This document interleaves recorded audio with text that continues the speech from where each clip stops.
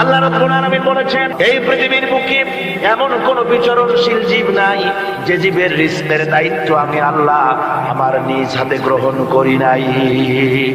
সব জীবের রিজকের চাবি আমার হাতে। কার হাতে? তাহলে ভয়টা কিসের? আপনার একটা পেট, তাই নিয়ে এত চিন্তা। অথচ এই পৃথিবীতে আল্লাহ পাক বলেন অসংখ্য প্রাণী আছে যাদের কোনো সঞ্চয় নাই। শকুন, শকুনের মরা গরু অনেকগুলি ব্যাংকে জমা আছে নাকি? কবে কোথায় একটা মরা গরু পাইছে আর খোঁজ নাই, খবর নাই। ওগুলা কি না খাইয়া মরতে দেখছেন রাস্তায় পথে ঘাটে? সুবহানাল্লাহ। অসংখ্য প্রাণী এভাবে দুনিয়া আছে।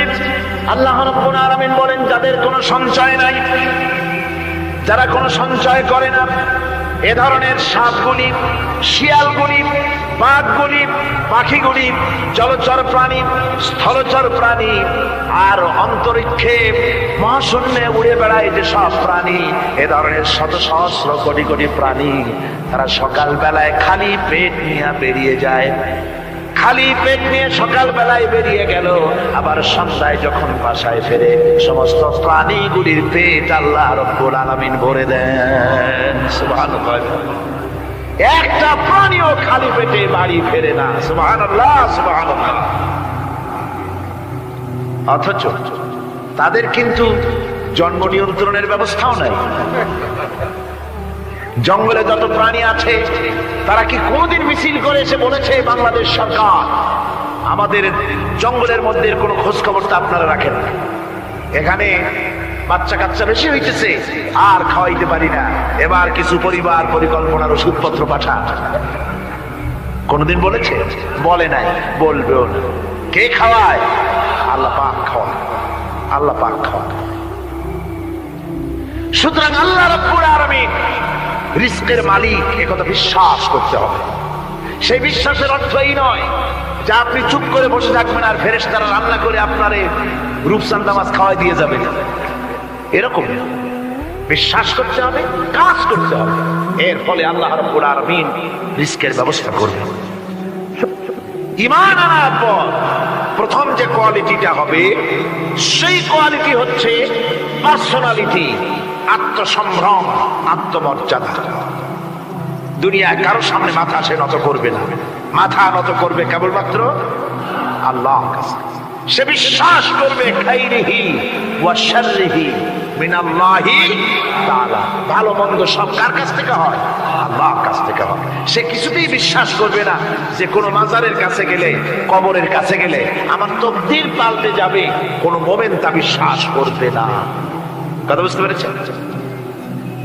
ভালো করার মন্দ করার সত্তা মালিক আল্লাহ সুবহানাহু ওয়া তাআলা। এরপরে দুই নম্বরের যে কোয়ালিটি সৃষ্টি হবে মুমিনের মধ্যে ঈমান আনার পর, সে গুণটা হচ্ছে সে বিনয়ী হবে। বিনয়, বিনম্রতা তার এক বৈশিষ্ট্য হবে। বিনয় এবং বিনম্রতার বৈশিষ্ট্য হবে। তার কারণ হচ্ছে ঈমান আনার পরে সে জানতে পেরেছে আল্লাহ রাব্বুল আলামিনের কর্তৃত্ব থেকে বেরিয়ে আসার ক্ষমতা কারো নাই। অহংকার করে যাব কোথায়? আস্ফালন করে যাব কোথায়? আল্লাহর রাজত্বের বাইরে, আল্লাহর ক্ষমতার বাইরে যাওয়ার ক্ষমতা তো কারোই নাই। সুতরাং অহংকার তার মধ্যে জায়গা পাবে না। আল্লাহ পাক দুনিয়ার সমস্ত মানুষের জিনকে পরিষ্কার করে বলেছেন, ইয়া মাশারাল জিন্নি ওয়াল ইনস ইন ইসতাতা'তুম আন তানফুযু মিন আকতারিস সামাওয়াতি ওয়াল আরদ فانفذوا لا تنفذون إلا بسلطان। হে পৃথিবীর মানুষেরা আর জেনেরা, যদি সম্ভব হয় আমার আকাশের নিচের থেকে, জমিনের উপর থেকে বেরিয়ে যা।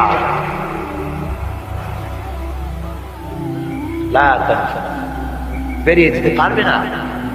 আমি আকাশ এবং জমিন থেকে যদি সম্ভব করতে পারো বেরিয়ে যা। আর যদি কোনো আকাশ থাকে তার নিচে যান, আর যদি কোনো জমিন থাকে তার উপরে যাও। এমন দেশ যদি পাও যেখানে আমার আলো ছাড়া কোনো আলো আছে, আমার বাতাস ছাড়া কোনো বাতাস আছে, আমার চাঁদ সূর্য ছাড়া কোন চাঁদ সূর্য আছে, যাও সেখানে। আল্লাহ রাব্বুল আলামিন বলেন নাই এরকম যাওয়ার কোন উপায় নাই। আমি আল্লাহ রাব্বুল আলামিন আকাশ আর জমিন দিয়ে প্যাকেট করে রেখেছি, আটকায় রেখেছি। আমার রাজত্ব থেকে, আমার ক্ষমতা থেকে, আমার কর্তৃত্ব থেকে বেরিয়ে যাওয়ার ক্ষমতা কোনো মানুষের নাই, কোনো জিনের নাই, কোনো প্রাণীর নাই। সুবহানাল্লাহ। মানুষ হচ্ছে অহংকার কিসের হবে? তোমরা হচ্ছে ফকির। আল্লাহ পাক বলছেন ওয়াল্লাহুল গনি ওয়া আনতুমুল ফুকারা। আল্লাহ হচ্ছেন গনি। আল্লাহ কি? গনি, বেনিয়াস, বেপরোয়া। ফাআলুল লিমা ইউরিদ, যা খুশি তাই করে, কারো মুখাপেক্ষী তিনি নন। কোরআনে কারীমে রব্বুল আলামিন বলেছেন নবী আপনি আমার ব্যাপারে, আমার গুণাবলীর ব্যাপারে বলুন। কুল হুয়াল্লাহু আহাদ, পড়েন সবাই। কুল হুয়াল্লাহু আহাদ আল্লাহুস সামাদ লাম ইয়ালিদ ওয়া লাম ইউলাদ ওয়া লাম ইয়াকুল লাহু কুফুয়ান আহাদ। আল্লাহ পাক বলেন বান্দারে, ও আমার নবী আপনি বলুন আল্লাহ পাক এক এবং একক, তিনি নিরঙ্কুশ, তিনি বেনিয়াস, তিনি কারো মুখাপেক্ষী নন, তিনি কাউকে জন্ম দেন নাই, তাকেও কেউ জন্ম দেয়নি। আকাশ এবং জমিনে আল্লাহর সমকক্ষ কেউ নাই। তোমরা হচ্ছ ফকির আর আমি আল্লাহ হচ্ছে বেনিয়াস। লিল্লাহি মা ফিস সামাওয়াতি ওয়া মা ফিল আরদ, আকাশে যা আছে জমিনে যা আছে সব আল্লাহ, সব কার? আল্লাহ পাকের। সুতরাং কিসের অহংকার, কিসের মাতবাড়ি? মানুষ পেছনের কথা ভুলে যায়, মুঠেই চিন্তা করে না একটু আগে যারা ক্ষমতায় ছিল আজকে তারা ক্ষমতা হারা, আজকে যারা ক্ষমতায় এলো তারা আবার ক্ষমতা মস্তদে বসে দুনিয়ার সব বিপদ আপদ ভুলে যায়। কি করে আরো বেশি লুটপাট করা যায়, আরো বেশি মানুষকে শোষণ করা যায়, মানুষ এই চিন্তাই করে। অহংকারে, ক্ষমতার দর্পে ফেটে পড়ে, চিন্তা করে না পেছনের কথা। আল্লাহ রাব্বুল আলামিন বলেন যারা নাকি মুমিন বান্দাদের বিনয় এবং বিনম্রতা তাদের মধ্যে সৃষ্টি হয়ে যাবে, তার কারণ হলো আল্লাহ পাক বলেছেন ওয়ালা তামশি ফিল আরদি মারহান ইন্নাকা লান তাখরিকাল আরদা ওয়া লান তাবলুগাল জিবালা তুলা। ওয়ালা তামশি ফিল আরদি মারহান, আমার জমিনের উপরে অহংকার করে পা ফেলো না। তুমি কি পারবে অহংকার করে আমার জমিনটাকে ফাটাই দিতে? কি বলেন, পারা যাবে? অহংকার করে জমিনের উপরে লাথি মারেন জোরে, জমিন ফাটবে? ফাটবে না, আপনার পা ছিঁড়ে যাবে। আপনি কি পারবেন অহংকার করে পাহাড়ের উচ্চতা লাফ দিয়ে ছাড়াই যেতে পারবেন? তাও পারবেন। সুতরাং আল্লাহ পাকের উপরে ঈমান আনলে পরে তাদের মাথা এভাবে নত হয়ে যায়, অহংকার তাদের মধ্যে জায়গা পায় না। অহংকার কিসের? কিসের অহংকার তোমার? মানুষ তার জন্মের কথা, কোরআনে কারীম বলে মানুষ কি তার জন্মের কথা স্মরণ করে না? তোমার তো এমন অবস্থা ছিল দুনিয়ায়, উল্লেখযোগ্য বিষয়বস্তু হিসাবে তুমি পরিগণিত ছিলে না। তুমি হচ্ছ, তোমার জন্মের উৎস কথা হচ্ছে এক ফোঁটা নাপাক পানি, এমন নাপাক পানি যা শরীর থেকে নির্গত হলে পরে গোসল করা ওয়াজিব হয়ে যায়। এমন এক ফোঁটা নাপাক পানি যার জন্মের উৎস, তার আবার অহংকার কিসের? পৃথিবীতে অহংকার যারাই করলো আল্লাহ পাক তাদেরকে ভালো করে দেখায় দিলেন। নমরুদকে দেখাইছেন, ফেরাউনকে দেখাইছেন, যুগের ছোট ছোট নমরুদ ফেরাউন যেখানে যেখানে খুদে খুদে ফেরাউন হয়েছে আল্লাহ সকলকেই দেখিয়ে দিয়েছেন, দেন নাই? দেখিয়ে দিয়েছেন। সুতরাং মাথা নিচু করে চলতে হবে, বিদ্যার বড়াই করা চলবে না। কত লেখাপড়া করেছো তুমি? এমএ পাস করেছো, তাতে কি হয়েছে? সবে মাত্র বর্ণবোধ পড়েছ, জ্ঞানের রাজ্যে পা ঢুকিয়েছ, এখনো কিছু শেখনি। টাইটেল পাস করেছ তো কি হয়েছে? কদ্দূর শিখেছ? নিউটনের মতো মানুষ মৃত্যুর সময় বললেন কেন সমুদ্রের বেলাভূমিতে দাঁড়িয়ে সামান্য বালু কণা নিয়ে নাড়াচাড়া করলাম, অথই সমুদ্রের কিছুই দেখতে পারলাম না। শেখ সাবির রহমতুল্লাহ আলাইহি ইন্তেকালের সময় বলেছেন, মালুম শোধ কি হিচ মালুম না শোধ, সারা জীবন সাধনা করে বুঝিলাম ইহা যে কিছুই বুঝিলাম না। এগুলি হচ্ছে জ্ঞানীদের কথা। আর কোন রকম ইউনিভার্সিটির বারান্দা দিয়ে 3-4 দিন হাঁটছে, কয় যে সব বুঝি। কি বুঝছো? দেয়ার ইজ নো গড, স্রষ্টা বলতে কেউ নেই। পাগল কি এর কাছে ধরে মিয়া? সুতরাং বিদ্যার বড়াই চলবে না, স্বাস্থ্যের বড়াই চলবে না, অর্থের বড়াই চলবে না। অর্থের বড়াই করবে, কত অর্থ তোমার হয়েছে, আল্লাহ যদি ইচ্ছে করেন ব্রেনের মধ্যে, মগজের মধ্যে এমন টিউমার করে দিবেন, মগজের মধ্যে এমন ক্যান্সার করে দেবেন, হার্টের ভিতরে এমন ক্যান্সার লাগাই দিবেন, 14 গোষ্ঠী বিক্রি করলে ঔষধের পয়সা হবে না। পারবে কিনা আল্লাহ কয়? জোরে বলবেন পারবেন কিনা? এমন বহুত অসুখ আছে ডাক্তাররা বোঝেই না ঔষধ দেবে কি, কি রোগ ডাক্তাররাই বোঝেন। এগুলি ইংল্যান্ড এবং আমেরিকায় যখন যাই, সেখানে বহুত লোক দোয়া নিতে আসে, কয় যে হুজুর দোয়া করেন, দীর্ঘদিন পর্যন্ত রোগে ভুগতেছি। কি রোগ? অমুক রোগ। তাই এখানে এত মডার্ন মেডিকেল সায়েন্স এত উন্নত হয়েছে, ডাক্তাররা কি কয়?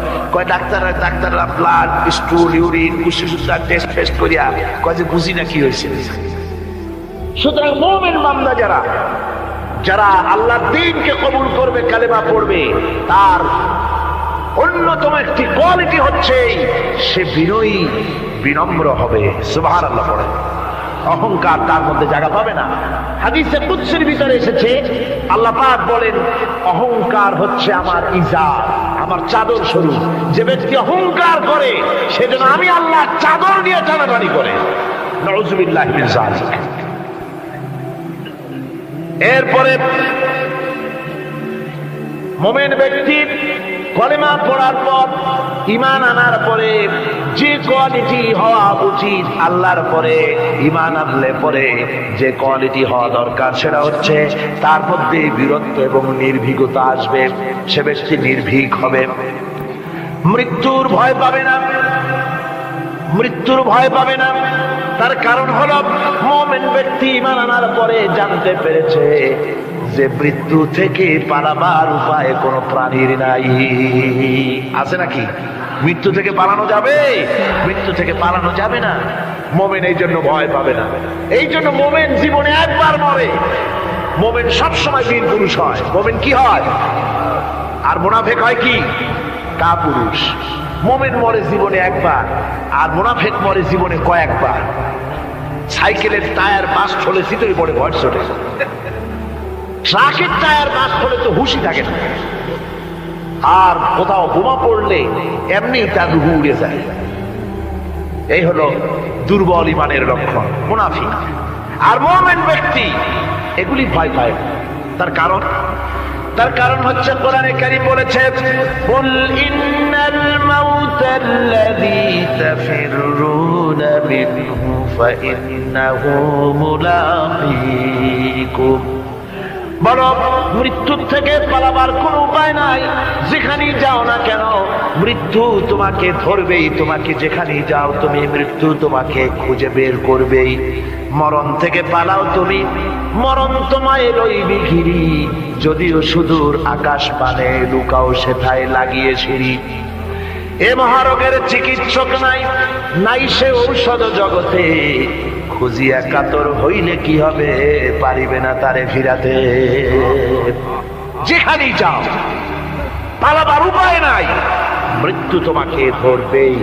এই মৃত্যুর কাছ থেকে পালাবার পথ যখন নাই, তখন ক্ষণস্থায়ী জীবনের মায়া করে হকের রাস্তা থেকে বিরত থাকার কোনো অর্থ হয় না। বরং এই রাস্তায় যদি জীবন দেওয়া যায়, সে জীবন, সে মৃত্যু নয়, সেটার নাম জীবন। সেটার নাম কি? জীবন। আরে জীবন তো আল্লাহ কিনে নিয়েছেন। আমাদের জীবন কে কিনে নিয়েছেন? আল্লাহ রাব্বুল আলামিন বলেছেন, ইন্নাল্লাহা আশতারা মিনাল মুমিনিনা আনফুসাহুম ওয়া আমওয়ালাহুম বিআন্না লাহুমুল জান্নাহ। না। আল্লাহ পাক বলেন, আমি আমার মুমিনের জান এবং মালকে খরিদ করে নিয়েছি, বিনিময় আমার মুমিনকে আমার জান্নাত দান করে দিয়েছি। মুমিনের মালটাও আমার, জানটাও আমার। তো আসলে জান আর মাল কার? আল্লাহ পাকের। তো আল্লাহ কিনে ইচ্ছেটা কিনেছেন, আমাদের ইচ্ছেটা। আমরা আমাদের ইচ্ছে মতো আমাদের মাল খরচ করতে পারবো না, আমাদের ইচ্ছে মতো জান খরচ করতে পারবো না। মাল আর জান সবটাই খরচ হবে আল্লাহর জন্য। কার জন্য? আল্লাহর জন্য করতে হবে। আপনাকে আল্লাহ টাকা দিয়েছেন, কড়ি দিয়েছেন, এই ধন সম্পদ যে কোনো দলের লোক এসে চান্দা চাইলেই আপনি দিতে পারবেন না, যেহেতু কিয়ামতের দিন আল্লাহর দরবারে জবাবদিহি করতে হবে। পয়সা আল্লাহ দিয়েছিলেন, ওই পয়সা দিয়া ধর্মনিরপেক্ষবাদীদেরকে টাকা দিয়া সহযোগিতা করেছেন, সমাজতন্ত্রীদেরকে টাকা দিয়ে সহযোগিতা করেছেন, পুঁজিবাদীদেরকে টাকা দিয়ে সহযোগিতা করেছেন, আল্লাহর দ্বীনের সঙ্গে নাফরমানি যারা করে পয়সা দিয়ে সহযোগিতা করেছেন। কিয়ামতের দিন আল্লাহর দরবারে আসামির কাতারে দাঁড়াতে হবে। পরিষ্কার আল্লাহর কথা, আমি তোমার মাল কিনে নিয়েছি, তোমার মাল আমার রাস্তায় খরচ করতে হবে। খরচ করলে কোথায় করতে হবে? আল্লাহর রাস্তায়। আপনার নিজের ইচ্ছে মতো আপনি করতে পারবেন না। দেখুন, হিন্দুদেরকে, অমুসলিমদেরকে আপনি সাহায্য করবেন। যদি কোনো অমুসলিম তার মেয়েকে বিবাহ দিতে পারে না টাকার অভাবে, আপনি সাহায্য করবেন, জায়েজ আছে, সওয়াব হবে। একটা অমুসলিম তার সন্তানকে পড়াশোনার খরচ চালাতে পারছে না, আপনি সাহায্য করুন, জায়েজ আছে। অসুখ হয়েছে, রোগের চিকিৎসা করাতে পারে না অমুসলিম, সাহায্য করুন, জায়েজ আছে। কিন্তু অমুসলিম পূজা করবে, পয়সা দিয়ে মণ্ডপ বানাতে পারে না, বলির পাঠা কিনতে পারছে না পয়সার অভাবে, সেখানে মুসলমানের সাহায্য করা জায়েজ আছে? একটা ফুটা পয়সাও সেখানে সাহায্য করা মুসলমানদের জন্য হারাম। এরকম সাহায্য করা কি জোরে কর? হারাম। তার কারণ আপনি পয়সা দিয়ে আল্লাহর সাথে শিরক করার সুযোগ করে দিচ্ছেন। এই কথাটা যেমন ভাবে বুঝলেন, অনুরূপ ভাবে যারা আল্লাহর দ্বীন কায়েম করতে চায় না, আল্লাহর দ্বীনের বিরোধিতা করে, মানুষের তৈরি করা মতবাদ প্রতিষ্ঠার সংগ্রাম করে, তাদেরকে আপনি আপনার টাকা পয়সা দিয়ে সাহায্য করলে আল্লাহর কাছে অবশ্যই আপনাকে জবাবদিহি করতে হবে, যেহেতু আপনার জান, আপনার মাল সবটাই কার। আল্লাহ রাব্বুল আলামিনের জন্য শিখাই দিয়েছেন, বলো কুল ইন্না সালাতি ওয়া নুসুকি ওয়া মাহইয়ায়া ওয়া মামাতি লিল্লাহি রাব্বিল আলামিন। পড়েন সবাই আমার সাথে, ইন্না সালাতি ওয়া নুসুকি ওয়া মাহইয়ায়া ওয়া মামাতি লিল্লাহি রাব্বিল আলামিন। নিশ্চয়ই আমার নামাজ, আল্লাহ বলেন, শিখাই দিচ্ছেন, বলো আমার নামাজ, আমার কোরবানি, আমার হায়াত, আমার মত সব কিছু ওই আল্লাহ রাব্বুল আলামিনের জন্য, যিনি তামাম জাহানের সৃষ্টি জগতের লালন কর্তা, পালন কর্তা, তার জন্যই নিবেদিত। সুতরাং আপনার ইচ্ছে মতো জান মাল খরচ করতে পারবেন না, খরচ করতে হবে আল্লাহর পথে। বুকের মধ্যে যে জানটা আছে, জান আপনার, কিন্তু আপনি কি আত্মহত্যা করতে পারবেন? আত্মহত্যা করলে কি হয়? কবিরা গুনাহ। কি হবে? কবিরা গুনাহ। কিয়ামতের শাস্তি কি? জাহান্নাম। কোথায় যেতে হবে? জাহান্নাম। যদিও জানটা আপনার মধ্যে আপনার, কিন্তু এটা আল্লাহ আপনার কাছে আমানত রেখেছে।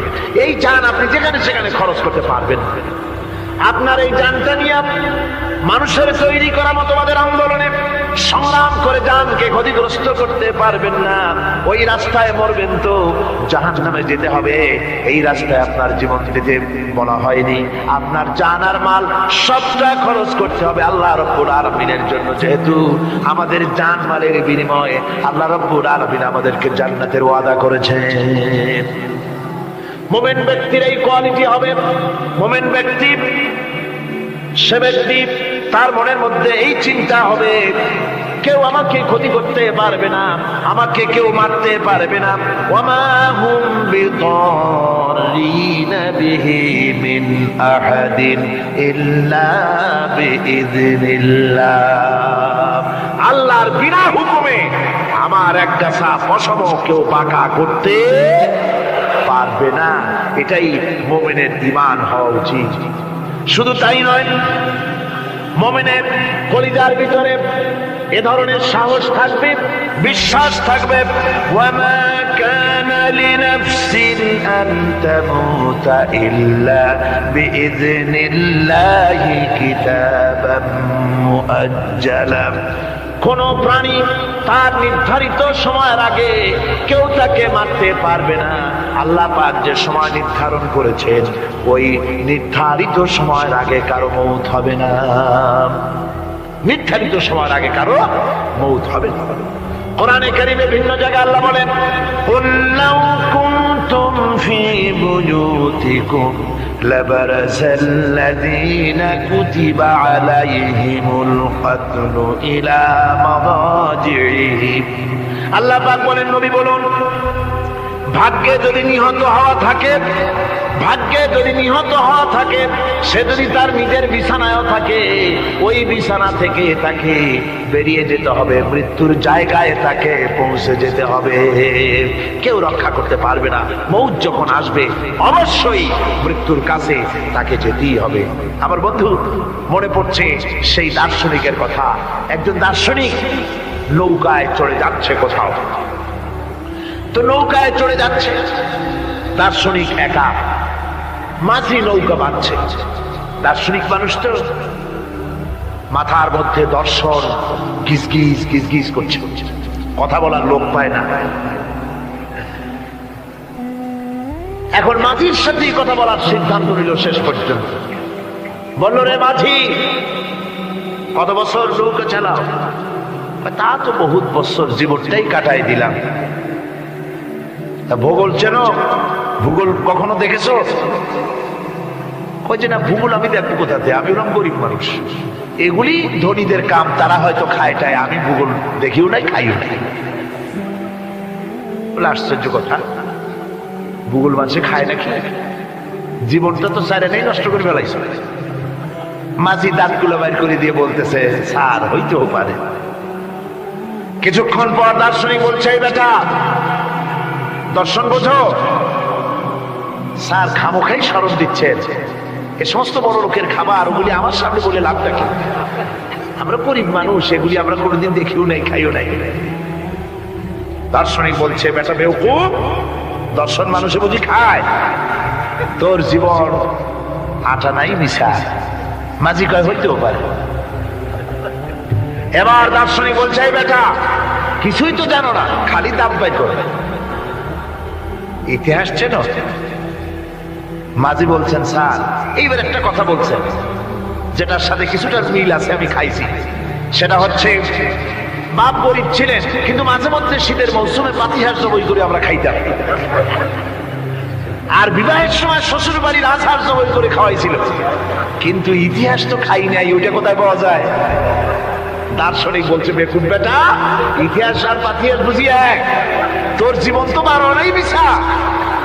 মাঝি কয়, হইতেও পারে।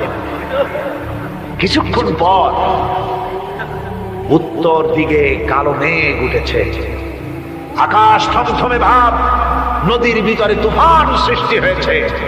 মাঝি বলছে, স্যার সাঁতার জানেন? কয় যে না মাঝি, সাঁতার তো জানি না। মাঝি কয়, স্যার ভূগোল, দর্শন, ইতিহাস, 3 সাবজেক্টে আমার জীবন 12 আনা মিছা। এখন তো দেখি এক সাবজেক্টে 16 আনাই মিছা আপনার। আমার তো 4 আনা আছে, 12 আনা ফের 4 আনা তো আছে। ওই 4 আনা দিয়ে আমি সাতরাইয়া কেনারায় উঠে যাব, আর ইতিহাস, দর্শন, পাতিহাস খাইয়া ডুবে মরো মিয়া। এবার দার্শনিক বলছে, আরে মাঝি, মানুষকে এরকম নৌকো ডুবে মরে নাকি? কয় মরে না, আমার বাপ এই নৌকার মাঝি ছিল, তারপরে এই নৌকা বাইতে বাইতে আমার বাপ এই নৌকার মধ্যে মরছে ডুবে। আচ্ছা, তোমার দাদা? আমার দাদাও মাঝি ছিল, এই নৌকা বাইতে গিয়ে সেও মরছে। তোমার নানা? আমার নানাও এরকম নৌকা বাইয়া এরকম মাঝি হয়ে মরছে। দার্শনিক কয়, তুমি তো দারুণ বেহায়া, যে নৌকায় তোমার বাপ মরলো, দাদা মরলো, সেই ব্যবসা তুমি ছাড়তে পারো না, তুমি তো দারুণ বেহায়া। মাঝির বুদ্ধি কম না। মাঝি কয় যে, স্যার আপনার বাপ জিন্দা আছেন? কয় না, মারা গেছে। কোথায় বসছে? ঘরের মধ্যে, খাটের উপরে চিত হইয়া আরামসে মারা গেছে। আপনার দাদা? বলে তিনিও ঘরের মধ্যে বাস, ওইখানে ঘরের মধ্যেই মারা গেছেন, খাটের উপরে। আপনার নানা? উনিও ঘরের মধ্যে চিত হয়ে আরামসে মারা গেছে। মাঝি কয় যে, আপনিও তো বেশরম, কম না। যে ঘরের মধ্যে আপনার দাদা বললো, নানা বললো, মুষ্টি বললো, সেই ঘরটা তো এখন আপনি সারতে পারেন নাই। এর দ্বারা মাঝি বুঝাইতে চাইল এই কথা, দার্শনিক সাহেব, মৃত্যুর জন্য সময় হলো আসল কথা। সময় যখন এসে যাবে, সে যে জায়গায় হোক, মৃত্যু তাকে ছাড়বে না। মৃত্যু যখন আসবে, জায়গায় পৌঁছতে হবে। আর সময় যখন আসবে, এক মুহূর্ত আগে পিছু করা হবে না। মউত আসার সাথে সাথে আজরাইল তার সামনে এসে যাবে, এক মুহূর্ত বাঁচতে পারবে না। সুতরাং মুমিন ব্যক্তি তার দিলের মধ্যে মৃত্যু সম্পর্কে কোন ধরনের ওই ধরনের চিন্তা থাকবে না। পরান্ডা নিয়ে কোন রকম নিবাসী এরকমের চিন্তা থাকবে না। জীবন আল্লাহ দিয়েছেন, আল্লাহ নিবেন, সময় আসলে এক মুহূর্ত দেরি করা হবে না। সুতরাং সেই জীবনটা যিনি দিয়েছেন, তার রাস্তায় যাওয়ার জন্যই সে তৈরি থাকবে। এটা হলো মুমিনের কোয়ালিটি। আমার বন্ধুগণ, এরপরে মুমিনদের ভিতরে আরেকটা জিনিস হবে, সেটা হচ্ছে মুমিন কখনো হতাশ হবে না, নিরাশায় তার মন ভেঙে যাবে না। হতাশা মুমিনের কলিজাকে কখনো ছোট করে দিবে না, আন্দোলন থেকে তাকে বিরত রাখবে না। অন্ধকার দেখবে, চতুর্দিকে অন্ধকার মেঘাচ্ছন্ন, চতুর্দিক থেকে মেঘ জমে আসতেছে, মনে হবে যেন আর ফজর হবে না। কিন্তু একটু পরে দেখা যাবে এই মেঘের ঘনঘটা দূর হয়ে গিয়ে সকালবেলায় আকাশে আবারও সূর্য উদিত হয়েছে, ঠিক না? সুতরাং মুমিনের হতাশ হওয়ার কোনো কারণ নাই। হতাশ হয় কারণ কোরআনে কারীমের মধ্যে বলা হয়েছে, ওয়ামান ইয়াকনাতু মির রাহমাতি রাব্বিহি ইল্লা দাল্লুন। কেবলমাত্র পথভ্রষ্ট লোকেরাই, কেবলমাত্র গোমরাহ লোকেরাই তারাই নিরাশ হয়, হতাশ হয়। ঈমানদার লোক কখনো হতাশ হয় না। তার ঈমানে, তার আশায় বুক বেঁধে সাহসের সঞ্চার করে দেয়। কারণ সে তো জানেন, আল্লাযী খালাকানি ফাহুয়া ইয়াহদিন, আল্লাহ আমাকে সৃষ্টি করেছেন, আমার হেদায়েত তিনি দিয়েছেন, পথ তিনি দেখিয়েছেন। ফাল্লাযী হুয়া ইউতঈমুনি ওয়া ইয়াসকিন, আমি যখন ক্ষুধার্ত হই, ওই আল্লাহ আমাকে খাওয়ান। আমি যখন তৃষ্ণার্ত হই, তখন আল্লাহ আমাকে পান করান। ওয়া ইযা মারিদতু ফাহুয়া ইয়াশফিন, আর যখন আমি অসুস্থ হই, ওই আল্লাহ আমাকে রোগ মুক্ত করেন। সুবহানাল্লাহ। দেখেন হযরত আইয়ুব আলাইহিস সালাম সব কোরআনের মধ্যে আছে, আল্লাহ পাক সব বলে দিয়েছে। আমাদের মধ্যে অনেকের রোগ হলে কয় যে এখন আমার রোজা করি আর রোগে আমারই পাইল, বলে না এরকম? নামাজ রোজা করি, দান সদকা করি, হজ করি, আর আমার এই রোগটা পাইলো, এই রোগ সারেই নাই। আশ্চর্য কথা, রোগ দিয়ে আল্লাহ মানুষের ঈমান পরীক্ষা করেন। ধৈর্য ধরতে হবে। হযরত আইয়ুব আলাইহিস সালামের রোগ হলো 18টি বছর পর্যন্ত রোগে ভুগলেন। 18 বছর শরীর পচে যেতে লাগলো, বিবি বাল বাচ্চা সব তার কাছ থেকে ছড়ে গেল। গ্রামের লোকেরা তাকে তাড়াই দিল, জঙ্গলের ভিতরে তিনি কাটাতে লাগলেন। এরপরে তিনি কষ্টে অস্থির হয়ে গেলেন, কোন শিকায়েত আল্লাহর দরবারে তোলেন নাই। বলেছেন, আয় আল্লাহ পাক, আমি দারুণ ভাবে রোগগ্রস্ত হয়ে পড়েছি, আর তুমি রহমান রহিম। হযরতে আইয়ুব আলাইহিস সালাম 18টি বছর রোগ ভোগ করার পর যখন তিনি লক্ষ্য করলেন শুধু শরীরের ভিতরেই পোকা না, এবার পোকা জিহ্বার মধ্যে শুরু হয়ে গেছে, জিহ্বায় পোকা ধরেছে, গায়ের গোশতে পোকা, পুষ পোকা, পচে পচে শরীর পড়তেছে, জিহ্বার মধ্যেও পোকা হয়ে গেছে। হযরত আইয়ুব আলাইহিস সালাম এবার আল্লাহর দরবারে হাত তুলে বলেন, রব্বুল আলামিন, এতদিন কোনো কথা বলি নাই, 18টি বছর পর্যন্ত হাসি মুখে আমি সহ্য করে চলছি, তুমি রোগ দিয়েছো বলার আমার কিছুই নাই, কিন্তু এবার অবশ্যই শিকায়েত করব, যেহেতু আমার জিহ্বায় পোকা ধরেছে, মাবুদ আমার জিহ্বায় পোকা দিও না, আমার জিহ্বায় যদি পোকা হয়ে যায় তাহলে তোমার মতো আল্লাহর জিকির আমি কি দিয়া করব? আয় আল্লাহ, জিহ্বাটা সুস্থ রাখো যাতে করে তোমার জিকির করতে পারি। সুবহানাল্লাহ। আমার আল্লাহ রাব্বুল আলামিন পরিষ্কার করে কোরআনে কারীমের মধ্যে বলে দিলেন, আমি আইয়ুব আলাইহিস সালামের আইয়ুবের রোগ মুক্ত করে দিলাম এবং তার হারানো সব সম্পদ আমি তাকে দান করে দিলাম। মুমিন বান্দা যারা, তারা রোগে শোকে ভাবে কাতর হবে না, নিরাশ হবে না, মনে করবে আল্লাহ রাব্বুল আলামিন আমাকে পরীক্ষা করছেন, এরপরে নিয়ামত আসবে, হতাশা তাকে পেয়ে বসবে না। দেখেন ইউসুফ আলাইহিস সালাম, তাকে কুয়ার মধ্যে ফেলে দিল কারা? ভাইরা কুয়ার মধ্যে ফেলে দিল। কুয়ার মধ্যে ফালানো হয়েছে, ভাইরা মনে করলো এটা মরণ কুয়া, এটা মৃত্যু কূপ, এখানে ইউসুফ আলাইহিস সালাম শেষ হয়ে যাবে। কিন্তু ওই 11 ভাইরা জানতো না এটা মৃত্যু কুয়া নয়, এটা হচ্ছে একদিকে কুয়ার মুখ আর একদিকে মিশরের সিংহাসন। এটা কেনানের কুয়ার মধ্য থেকে ইউসুফ আলাইহিস সালাম ঢুকলেন, এটা একটা টানেল, সুড়ঙ্গ পথ। কুয়ার এক মাথা দিয়ে ঢুকলেন, আর এক মাথা দিয়ে মিশরের সিংহাসন দখল করলেন। সুবহানাল্লাহ। আল্লাহ কোথা থেকে কোথায় নিয়ে গেলেন। হযরতে ইয়াকুব আলাইহিস সালাম সন্তানের শোকে অস্থির হয়ে গেলেন, সন্তানের শোকে অস্থির হয়ে গেলেন, কিন্তু তিনি নিরাশ হন নাই, হতাশ হন নাই।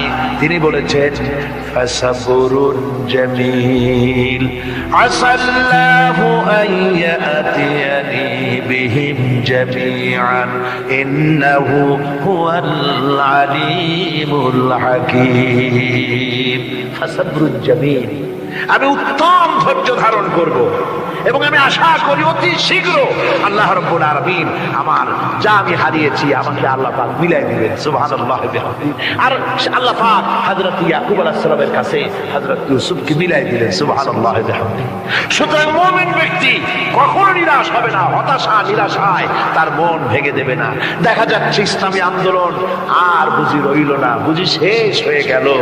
চতুর্দিক থেকে বন্য হায়নারা অস্ত্র নিয়ে, বিদেশি টাকা নিয়ে, সম্পদ নিয়ে চতুর্দিক থেকে হামলা শুরু করেছে, আর বাঁচার পথ নাই। ইসলামী আন্দোলন বুঝি শেষ না।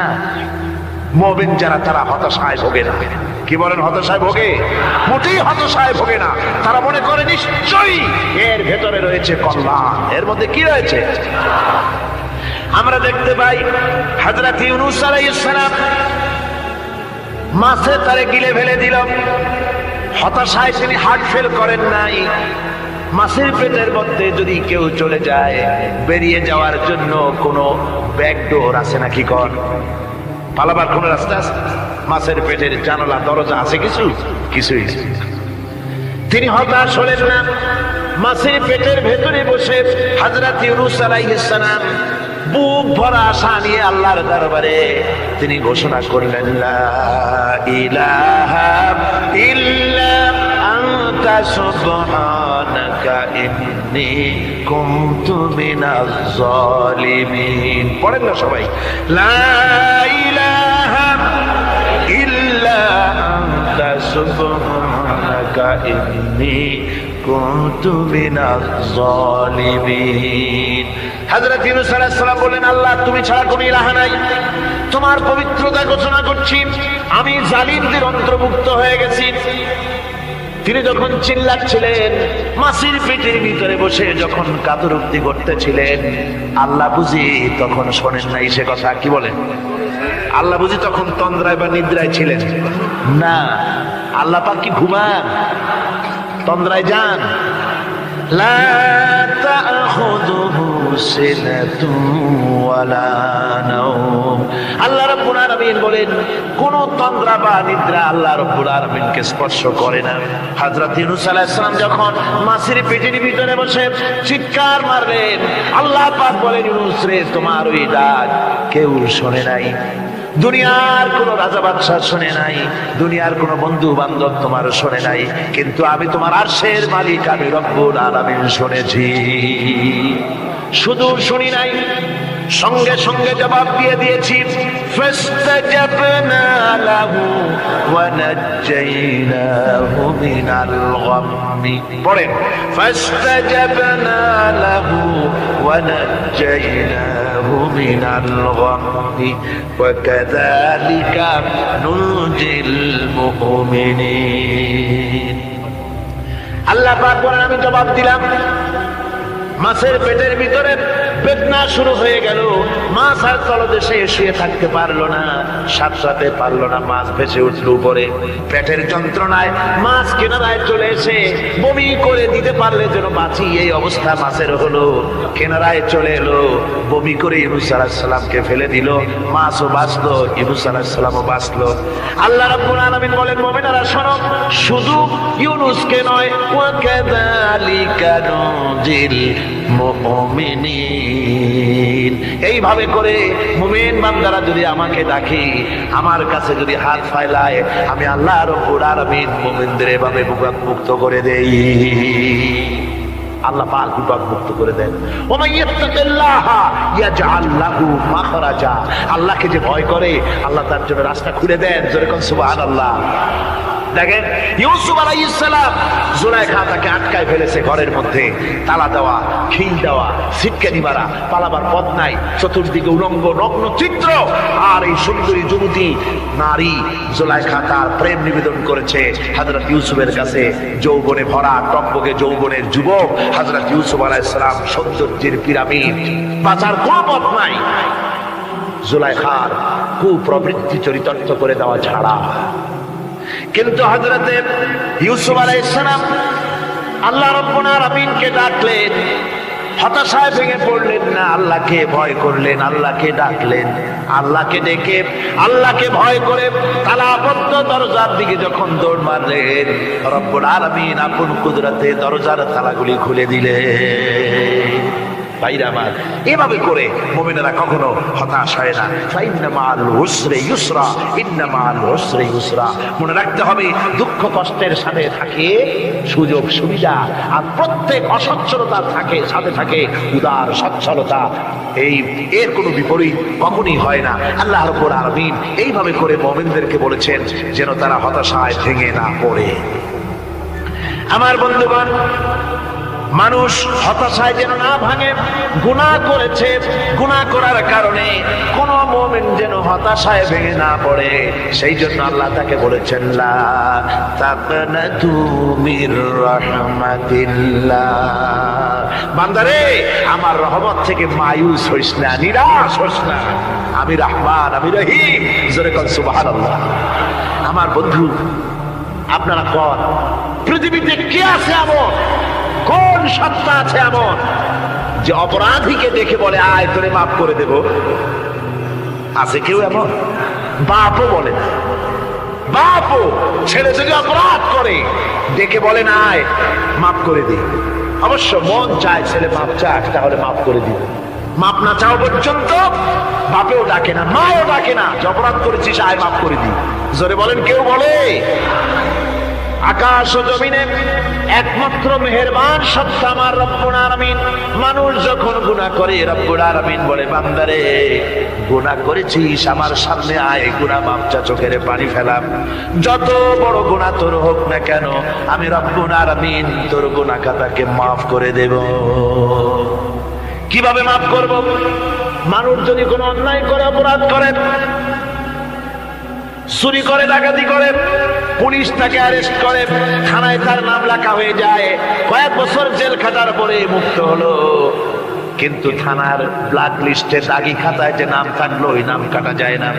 আবার অপরাধ করলো, আবার জেল হলো, আবার মুক্ত হলো, থানায় আরেকবার নাম লেখা হলো। যতবার অপরাধ করবে ততবার থানায় নাম লেখা যাবে, জেল খাটবে, জরিমানা দেবে, কিন্তু কালো খাতা থেকে তার নাম মোছা হবে না।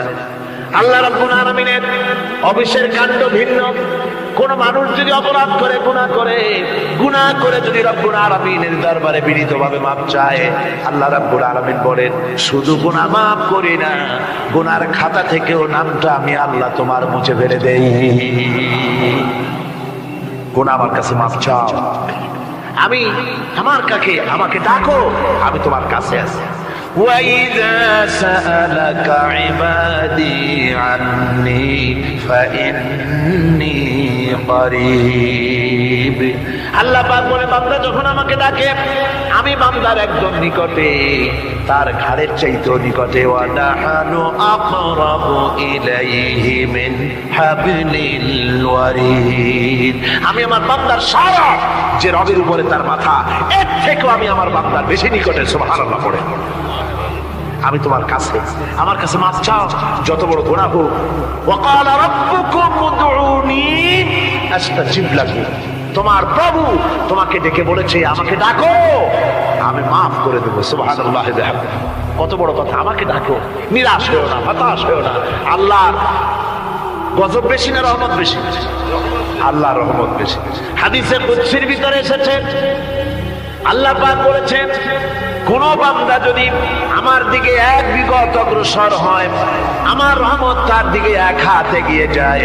কোন বান্দা যদি আমার দিকে হেঁটে আসে, আমার রহমত তার দিকে দৌড়ায় যায়।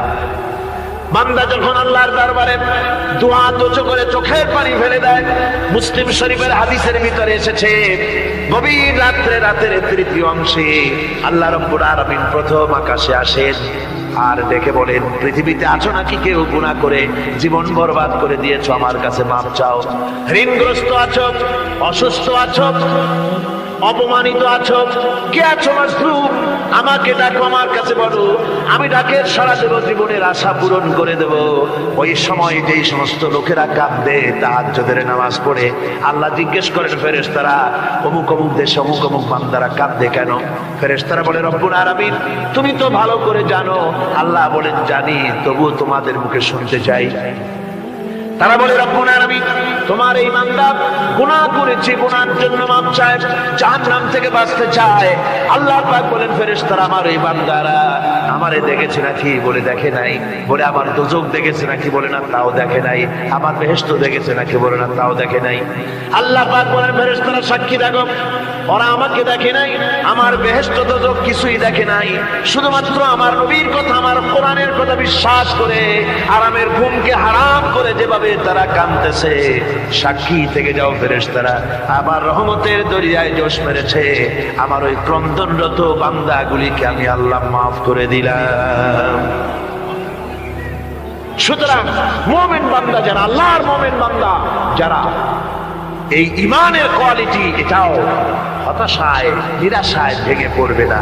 গুনাহ তো মানুষই করে, গুনাহ হয়ে গেছে, মাপ চাও। তোমার গুনাহ কদ্দূর? তোমার গুনাহ যদি হয় পাহাড় সমান, আল্লাহর রহমত আকাশ সমান। জাহান্নামের কঠিন শাস্তি থেকে বাঁচতে হলে আল্লাহর প্রতি ঈমান আনতে হবে। আর ঈমান আনলে যে কোয়ালিটিগুলি হয়, হওয়া উচিত, সেগুলি আমি আপনাদের সামনে আলোচনা করছি। এরপর আরেকটি কোয়ালিটি হবে মুমিনের, তা হলো কঠোর কঠিন বিপদে অবিচল থাকবে, বিপদে ভেঙে পড়বে না। বিপদ আপদ, শত্রুতা, ক্ষয় ক্ষতি যা কিছু হয় সবই আল্লাহর পক্ষ থেকে, এটা মেনে নিতে হবে এবং ধৈর্য ধারণ করতে হবে। বিপদ মুসিবত শুধু উম্মতের জন্য নয়, দুনিয়ার সমস্ত নবীদের বিপদ এসেছে, হয় নাই? নবীদের বিপদ আসে নাই? কোরআনে কারীম থেকে শুনুন, আল্লাহ রাব্বুল আলামিন বলেন, ওয়া কাযালিকা জাআলনা লিকুল্লি নাবিয়্যিন আদুওয়াম মিনাল মুজরিমিন। আল্লাহ পাক বলেন, এমনি করে আমি সকল নবীদের শত্রু বানিয়ে দিয়েছি, সব পাপিষ্ঠ আর অপরাধ প্রবণ লোকদেরকে। প্রত্যেক যুগে নবীদের শত্রু ছিল, প্রত্যেক যুগে নবীদের কি ছিল? শত্রু ছিল। সে শত্রু কারা ছিল? আল্লাহ পাক বলছেন, নবীদের শত্রু ছিল পাপিষ্ঠ আর অপরাধ প্রবণ লোক, এরাই ছিল নবীদের দুশমন। রাসূলগণের অবস্থা যদি এই হয়, তাহলে তার উম্মত, ওই দিনের ধারক বাহক যারা, তাদের বুঝি বিপদ আপদ হবে না নাকি? হবে কিনা? তো ইসলামের বিরোধিতা যারা করে, কোরআনের পরিভাষায় বলা হয়েছে ইসলামের দুশমন, নবীদের দুশমন। দুনিয়ার সব পাপিষ্ঠ আর অপরাধ প্রবণ লোকেরাই ইসলামের দুশমন হয়, নবীদের দুশমন হয়। আজও দেখেন, আজও তাকিয়ে দেখেন, ইসলামী আন্দোলনের বিরোধিতা যারা করে তারা পাপিষ্ঠ চরিত্রের কিনা, তাকায় দেখেন, খুঁজে দেখেন, সর্বত্র খুঁজে দেখুন, খুঁজে দেখুন। যারা ইসলামী আন্দোলনের বিরোধিতা করে, যারা ইসলামকে মিটিয়ে দেওয়ার চেষ্টা করতেছে, যারা ইসলামকে মৌলবাদ বলে, ইসলামকে সাম্প্রদায়িক বলে, কোরআনে কারীমের কথা কত স্পষ্ট যে নবীদের দুশমন হয়, ইসলামের দুশমন হয় মুজরিম লোকেরা, অপরাধ প্রবণ আর পাপিষ্ঠ লোকেরা। আজও আমরা দেখতে পাই এই শ্রেণীর লোকেরা পাপিষ্ঠ এবং সবচেয়ে সমাজের নিকৃষ্ট ধরনের চরিত্রহীন লোক। নামাজ নাই। আপনি খুঁজে দেখেন ইসলামী আন্দোলনের বিরোধিতা যারা করছে, যারা নেতৃত্ব দিচ্ছে, নামাজ নাই, রোজা নাই, চরিত্র নাই, হজ নাই, যাকাত নাই, মদ, জুয়া, জেনা, ব্যভিচার ইত্যাদিতে লিপ্ত। চেহারা দেখলে ছেলেপেলেরা 2 গ্লাস পানি খায় ভরস ওঠে। কথা ঠিক কিনা কর? এই হলো অবস্থা। মারে কেন? মুমিনদেরকে, পয়গম্বরদেরকে, সাহাবীদেরকে এবং ঈমানদারদেরকে মারে কেন? তার কারণ হচ্ছে আল্লাহ রাব্বুল আলামিন বলেছেন, ওয়া মা নাকামু মিনহুম ইল্লা আইয়ুমিনু বিল্লাহিল আজিজিল হামিদ। কাফিররা ঈমানদার লোকদেরকে অন্য কোন অপরাধী নির্যাতন চালায় না, নির্যাতন চালায় শুধু এই কারণে, যেহেতু মুমিন লোকেরা পরাক্রমশালী, আল্লাহ রাব্বুল আলামিনের দ্বীনকে কায়েম করতে চায়, তার উপরে ঈমান এনেছে, এই কারণেই তারা মারে। ঠিক কিনা করে? যুগে যুগে নবীদের উপরে, সাহাবীদের উপরে যে অত্যাচার হয়েছে, সে অত্যাচার এই কারণেই হয়েছে, অন্য কোনো কারণে নয়। এই কঠিন বিপদে অবিচলতা এবং ধৈর্যের দৃষ্টান্ত নবীগণ পেশ করেছেন পৃথিবীর বুকে।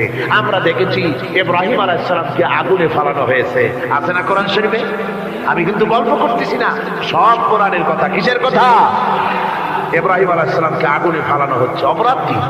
অপরাধ হচ্ছে হযরত ইব্রাহিম আলাইহিস সালাম দাওয়াত দিয়েছেন, লা ইলাহা ইল্লাল্লাহ। জোরে পড়েন, লা ইলাহা ইল্লাল্লাহ, লা ইলাহা, লা ইলাহা ইল্লাল্লাহ মুহাম্মাদুর রাসূলুল্লাহ। হযরত ইব্রাহিম আলাইহিস সালাম দ্বীনের দাওয়াত দিয়েছেন, এক আল্লাহর দাওয়াত দিয়েছেন, ঈমানের দাওয়াত দিয়েছেন। আর কোন অপরাধ ছিল না। নমরুদ সহ্য করতে পারলো না। কোরআনে কারীমের মধ্যে সব কথাগুলি আল্লাহ পাক এই জন্য বিধৃত করেছেন, এই জন্য কোরআনে কারীমের মধ্যে সব কথা উঠায় দিয়েছেন, যাতে করে মুমিনেরা বিপদ আসলে পরে যেন ঘাবড়ে না যায়। ইব্রাহিম আলাইহিস সালামকে আগুনে ফেলানো হচ্ছে। ফেরেশতা বলছে, ইব্রাহিম তোমারে আগুনে ফেলায় দাও, হচ্ছে আমার কাছে সাহায্য চাও, আমার কাছে ক্ষমতা আছে, আগুনগুলো উঠাইয়া নমরুদের বংশ জ্বালায় দেব। হযরত ইব্রাহিম ফেরেশতার কাছে সাহায্য চাইছিলেন নাকি? তিনি বললেন, ফেরেশতা তোমার কাছে সাহায্য কেন চাইব? আমি তো এমন কোন অন্ধ আল্লাহর ইবাদত করি না যেই অন্ধ স্রষ্টা তার গোলামের দুঃখ দুর্দশা না দেখেন। আমি তোমার কাছে সাহায্য চাইব না। হযরত ইব্রাহিম আলাইহিস সালাম পাশ করলেন। কি বলেন, পাশ করছেন না? ঈমানের পরীক্ষায় পাশ। আগুনের মধ্যে হযরত ইব্রাহিমকে যখন ফেলানো হচ্ছে, রব্বুল আলামিন আগুনের প্রতি নোটিশ করে দিলেন, ইয়া নারু কুনি বারদাও ওয়া সালামান আলা ইব্রাহিম। আগুন আমার ইব্রাহিমের জন্য শান্তিদায়ক, ঠান্ডা হয়ে যা। এখন কি আর আগুনের বাপের ক্ষমতা আছে ইব্রাহিমের পোড়ানো? আর ক্ষমতা নাই। আমার বন্ধুগণ, ইব্রাহিম আগুনের ভিতরে আরামে বসা আছেন, আর ওদিকে নমরুদ বসে বসে দেখতেছে দূর থেকে। ইব্রাহিম তো জ্বলে না, গায়ের মধ্যে আগুন জ্বলে গেল। ডাক দিয়া কয়, আগুন তোর হলো কি? কেন জ্বালাইতে পারিস না আমার দুশমন রে? হলোটা কি তোর? তোর কি জ্বালানো শক্তি বন্ধ হয়ে গেল নাকি? আগুনের ভিতর থেকে জবাব এলো, নমরুদ রে, আমার ভিতরে জ্বালানো শক্তি আছে কি নাই যদি প্রমাণ করতে চাও, টেস্ট করতে চাও, তুই নিজে আয়, তোরে সুন্দর তামাম দুনিয়া জ্বালাই দিতে পারি, ইব্রাহিমের এক গাছা পশম জ্বালাই দিতে পারি না। তার কারণ হচ্ছে আমি হচ্ছি মাখলুক, আল্লাহ হচ্ছেন খালিক। আল্লাহ আমাকে বলেছেন না জ্বালাতে, তুমি 1000 বার বললেও আমি ইব্রাহিমকে জ্বালাইতে পারবো না। কোরআনে কারিমে ঘটনা বলে মুমিনদেরকে সাহস দেওয়া হচ্ছে, মুমিনেরা দ্বীনের কাজ করতে গিয়ে বিপদ আবাজ আসবে, ঈমানের দাবি হলো বিপদ আসবে, আর বিপদ আসলে ঘাবড়ায় যেও না, মুসিবতে পড়ে চিন্তায় পেরেশানে হয়রান হয়ে যেও না।